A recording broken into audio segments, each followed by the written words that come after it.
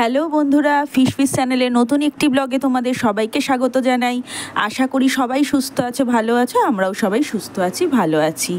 আজকে সকালে আমার এই খাবার ঘরের জানলার দৃশ্য দিয়েই ভিডিওটি স্টার্ট করলাম।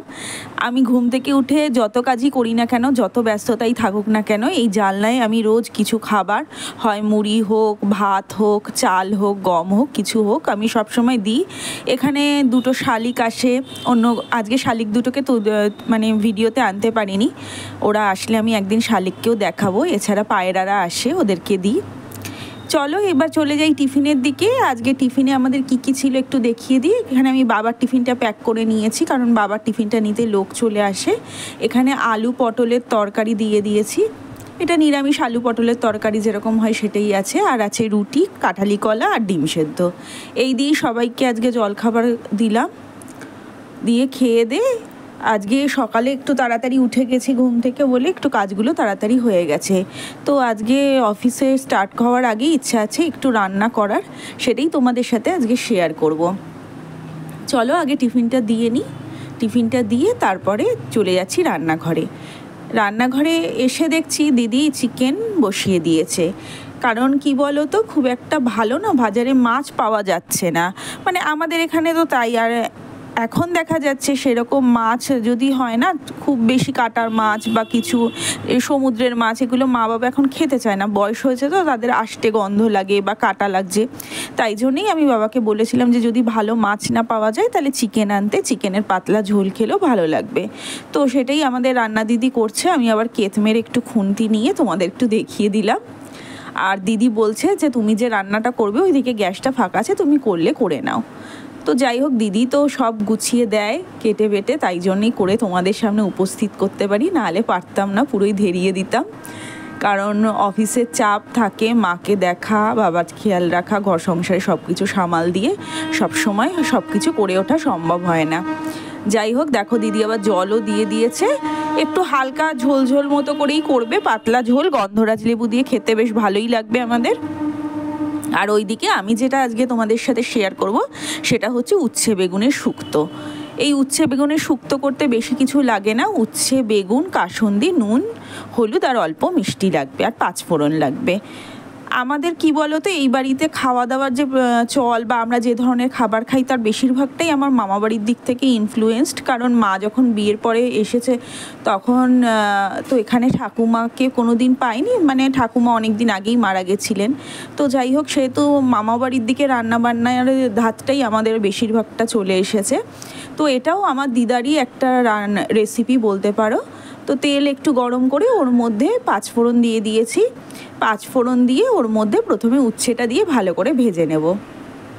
তোমরা হয়তো অনেকেই অবাক হয়ে গেছে উচ্ছে বেগুনের শুক্তো, কিন্তু আমি যেভাবে করছি ওইভাবে করে কোনো সময় খেয়ে দেখো, সত্যি খুব ভালো লাগে উচ্ছে বেগুনের শুক্তো খেতে। কারণ সবসময় সব আনাজ ঘরে থাকেও না। আর আমি দুধ শুক্তোটা অত প্রেফার করি না কেন বলো তো, ওই ঘি টিগুলো পড়ে তো, ওইগুলো তো মা বাবার গরমে খুব একটাও খাওয়া ঠিক নয়। ওই জন্যে আমরা অনেক রকমই শুক্তো খেয়ে থাকি। তোমাদের সাথে এর আগে আমি ভাঙাচোরা শুক্তো রেসিপি শেয়ার করেছি। আজকেই উচ্ছে বেগুনের শুক্তো রেসিপিটা শেয়ার করছি। এখানে উচ্ছেগুলো ভালো করে ভেজে নিতে হবে। আর আমি বলে দিই, তেলটা একটু মাছ ভাজার তেল ছিল, সেখানে তোমরা ফ্রেশ তেলও নিতে পারো। তারপরে ছোট ছোট করে রাখা বেগুনগুলো, ওগুলো একটু দিয়ে দিলাম। এবার উচ্ছে আর বেগুনটা ভালো করে একসাথে ভেজে নেব। খুব লাল লাল করে ভাজার দরকার নেই, কিন্তু উচ্ছেটা একটু ভালো করে ভাজতে হবে, নাহলে খুব তেতো লাগতে পারে।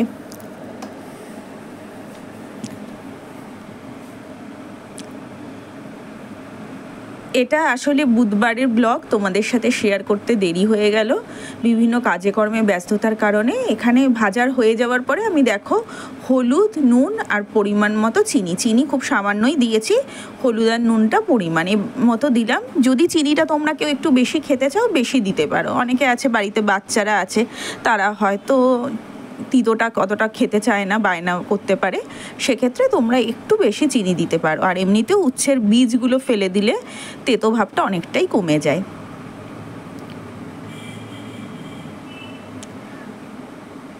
এইবারে এর মধ্যে দিয়ে দেবো পরিমাণ মতো জল। ব্যাস, জল দিয়ে ভালো করে সেদ্ধ করে নিতে হবে। সেদ্ধ করে নিলেই শুক্তো অলমোস্ট রেডি হয়ে যাবে।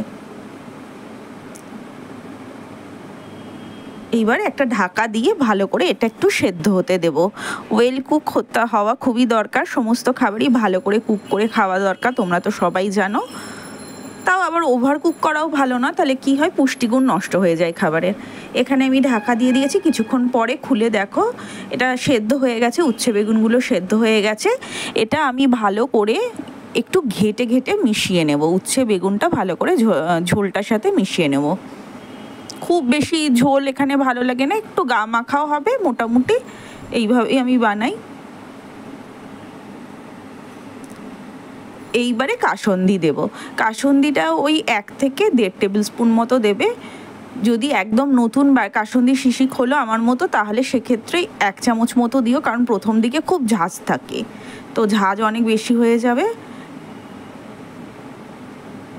হ্যাঁ, 1 চামচ মতোই আমি দিয়ে দিলাম উচ্ছে বেগুনের শুক্তোর মধ্যে। আমি খুব অল্প পরিমাণেই বানাচ্ছি, বেশি তো লোক নয় যে দেখা যায় যা রান্না হচ্ছে সেটাই বেঁচে যাচ্ছে।